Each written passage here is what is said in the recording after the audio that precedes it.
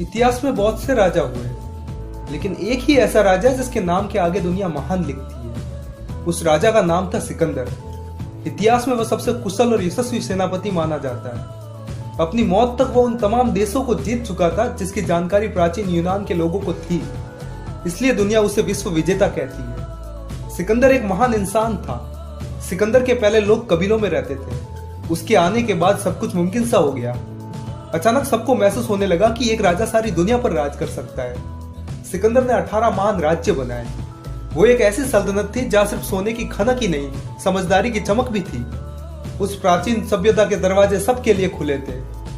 इस दुनिया में कई महान लोग आए, पर सिकंदर सिर्फ एक ही था।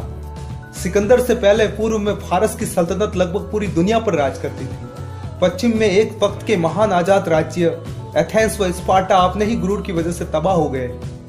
कई सदियों तक फारस के बादशाह यूनानी लोगों को सोने की रिश्वत देकर उनसे काम करवाते रहे। एक राजा थे फिलिप, एक आंख वाले राजा, जिन्होंने सब बदल दिया।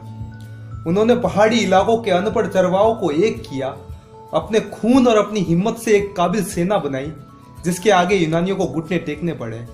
फिर उन्होंने फारस की ओर रुख किया, जहां कहते हैं कि वहां के एक नए महान बादशाह डरायस बेबीलोन के तख्त पर बैठने के बावजूद फिलिप से डरते थे। जंग के इसी शेर के घर सिकंदर का जन्म हुआ था, मैसेडोनिया के एक शहर पेला में। कुछ लोग कहते हैं कि उसकी मां ओलंपियस जादूगरनी थी जो सांपों के बीच रहती थी, और सिकंदर खुद यूनानी देवता डायनासियस या जियूस का बेटा था। और असल में मैसेडोनिया का हर एक व्यक्ति सिकंदर को देखकर यह बात सोचने पर मजबूर हो जाता था। सिकंदर के गुरु महान दार्शनिक अरस्तु थे, और कहते हैं कि अरस्तु ने सिकंदर को विश्व विजेता बनने का सपना दिखाया था। अपने पिता की मौत के बाद सिकंदर सम्राट बना। सिकंदर ने सबसे पहले यूनान के राज्य को जीता, फिर वह एशिया माइनर की तरफ बढ़ा। फारस के राजा को उसने 3 अलग अलग युद्धों में परास्त किया। 326 बीसी में सिंधु नदी को पार करके सिकंदर तक्षशिला पहुंचा, और वहां के राजा आम्बिक ने सिकंदर की अधीनता स्वीकार कर ली। पश्चिमोत्तर प्रदेश के अनेक राजाओं ने तक्षशिला की देखा देखी आत्मसमर्पण कर दिया। तक्षशिला से सिकंदर पौरव राज्य की तरफ बढ़ा, और कहते हैं कि वहां के राजा पोरस और सिकंदर के बीच एक युद्ध हुआ, और राजा पोरस ने सिकंदर की सेना को पीछे धकेल दिया।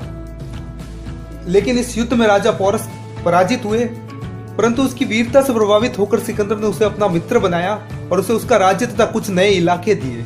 यहां से वह ब्यास नदी तक पहुंचा, परंतु वहां से उसे वापस लौटना पड़ा। उसके सैनिक मगध के नंद शासक की विशाल सेना का सामना करने को तैयार नहीं थे। 323 बीसी में सिकंदर बेबीलोन पहुंचा, और वह बीमार पड़ गया। अतः 33 वर्ष की उम्र में 10 जून को वही सिकंदर की मृत्यु हो गई। केवल 10 वर्ष की अवधि में इस अपूर्व योद्धा ने अपने छोटे से राज्य का विस्तार करके एक विशाल साम्राज्य स्थापित कर लिया था, जिसमें यूनान और भारत के मध्य तक सारा भूभाग सम्मिलित था। सिकंदर की मौत के बाद जब उसकी अर्थी को ले जाया जा रहा था, तो सिकंदर के दोनों हाथ उस अर्थी के बाहर लटक रहे थे, क्योंकि सिकंदर ने अपनी मौत से पहले कहा था कि जब मेरी मौत हो जाए तो मेरे हाथ अर्थी के अंदर मत रखना। सिकंदर चाहता था कि उसके हाथ अर्थी के बाहर रहे, ताकि सारी दुनिया ये देख ले कि उसके भी हाथ खाली है। जिसने दुनिया जीत ली, जिसने अपने हाथ में सब कुछ भर लिया, जाते वक्त उसके भी हाथ खाली है। जैसा इंसान खालियात दुनिया में आता है, वैसा ही खालियात उसे जाना भी है, चाहे वो कितना ही महान क्यों ना हो। किसी से भी हार नहीं मानने वाले सिकंदर ने हर कबीले को फतेह किया, और तब तक लड़ा जब तक आखिरी दुश्मन का सिर नहीं झुका दिया।